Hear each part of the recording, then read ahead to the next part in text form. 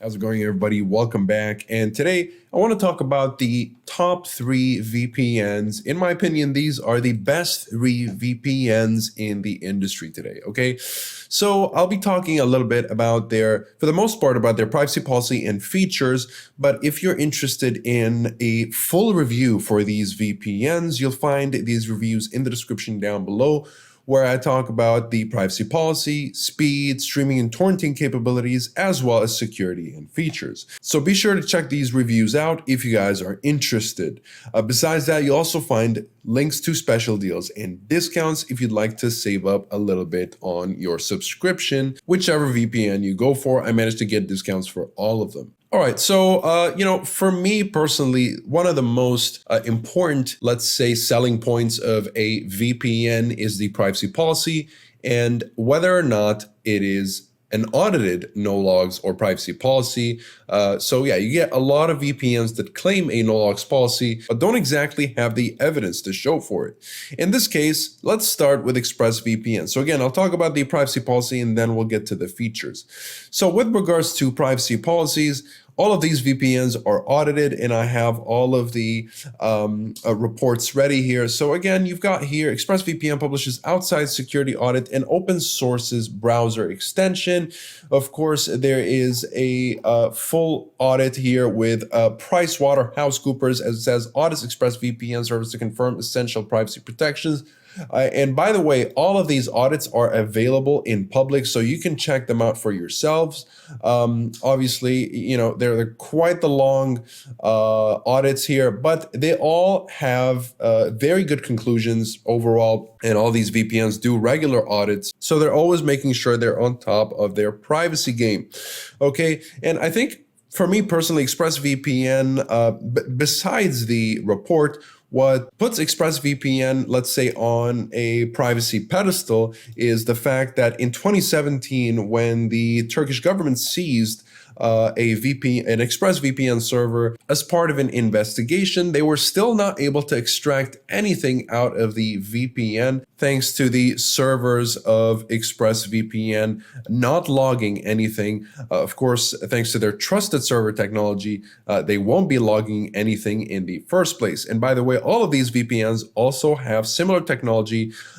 It's pretty much based on RAM disk servers. And what a RAM disk server does essentially, and of course, Nord and Surfshark still have that. It's just not called trusted server technology. It's called something else. What happens is that all data is going to be wiped with every reboot with a RAM disk server, as VPN servers run on RAM only. The servers never write to the hard drive, further minimizing data risk. The entire software stack is reinstalled on every server at startup, and that's pretty much how a RAM disk server, RAM-based servers are much safer than hard drive servers. Okay, so obviously the article is on the ExpressVPN website if you guys are interested in reading it for yourselves. And if you're looking for more information, again, you'll find all the in-depth information. I get into all that in the description, and the reviews linked in the description down below. Okay, and here's the report. If you'd like to check it out for yourself, you'll find it in the right here. So in this article, if you just click this PDF right here, you'll be able to get to it if you'd like to read it for yourself. But they all result in good standing. Long story short, they all have great conclusions. And moving on to NordVPN, they also have independent audits, which also resulted in great standing. And here you have many audits. Actually, you have a couple of no logs policy audits, one in 2018, one in 2020. And of course, I'm able to view that because I'm logged into my account. And you've got other client security testing here for Windows, Android, Linux, Mac OS, just to make sure, and they're all public reports, by the way, just to make sure that everything is great within the server infrastructure. And speaking of server infrastructure, Surfshark has no logs policy audits as well as server infrastructure audits. And of course, the reports are all available for the public to examine. And this is what I like about these 3 VPNs.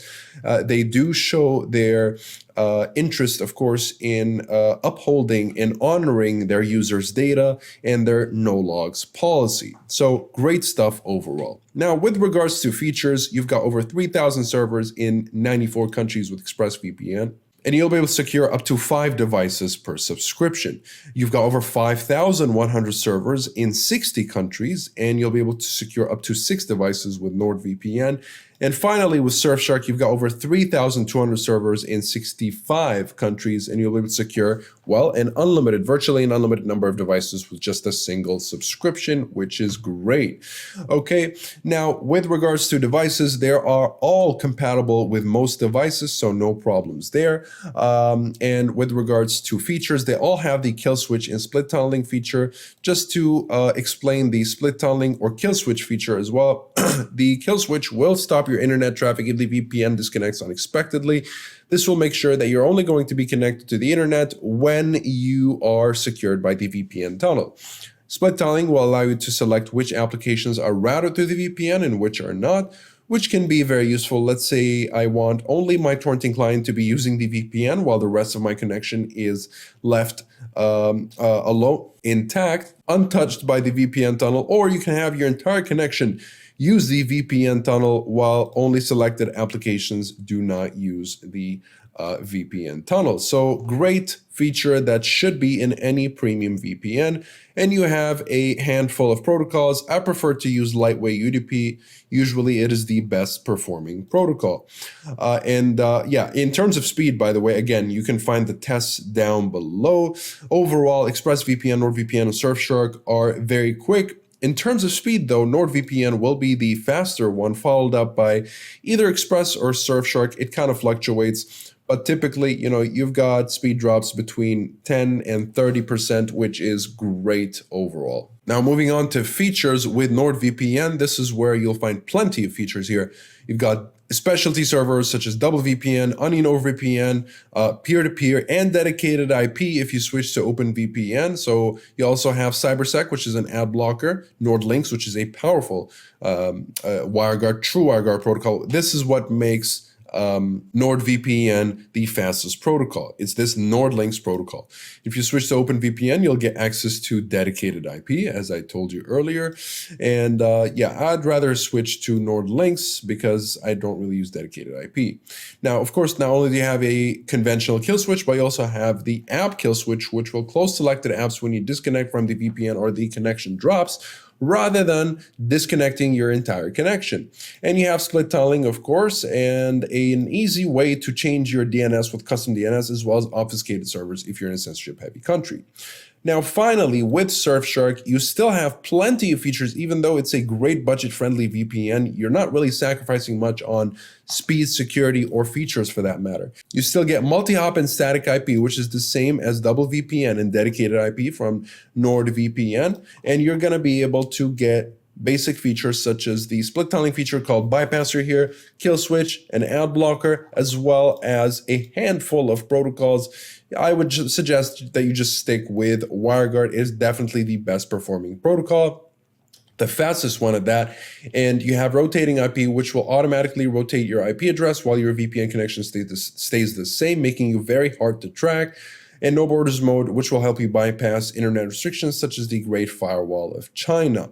And speaking of the Great Firewall in China and censorship-heavy countries in general, if Surfshark does not work with no borders mode in China, you might have to do some manual configuration.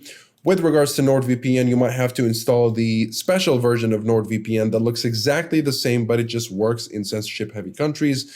Whereas with ExpressVPN, it's just as much of a plug-and-play VPN as it can get, and you don't have to do anything to make it work in China or any other censorship-heavy country, which is great. And in terms of streaming, just to let you guys know, all of the American servers at this point with Express, Nord, and Surfshark work with Netflix, so no worries at all when it comes to using your VPN to unblock a whole bunch of Netflix libraries or Amazon Prime or Hulu or whatever other Netflix or streaming service, that you like to use. And keep in mind that all these VPNs do have a 24/7 live chat support, which you can access from the bottom right here with each VPN website if you just go to the website. So yeah, it is a very simple procedure when it comes to And keep in mind that all these VPNs do have a live chat support, which you can access from the bottom right. Same with Nord and Surfshark. And they do have a 30-day money-back guarantee, so that if you'd like to try out any of the services, of course, you'll find links to special deals and discounts in the description down below. But if you are not satisfied for whatever reason, which is pretty rare, which most likely won't be the case, you'll be able to claim the refund very easily. Besides that, and the 30-day money-back guarantee extends to all of these VPNs, be it Express, Nord, or Surfshark. So that'll be it for this video. Again, you'll find links to special deals and discounts in the description down below, as well as full reviews if you'd like to learn more about any of these VPNs. Comment below if you have any questions. I'll be happy to answer all of them. Like and subscribe if you'd like to support the channel and stay up to date with everything VPNs and cybersecurity.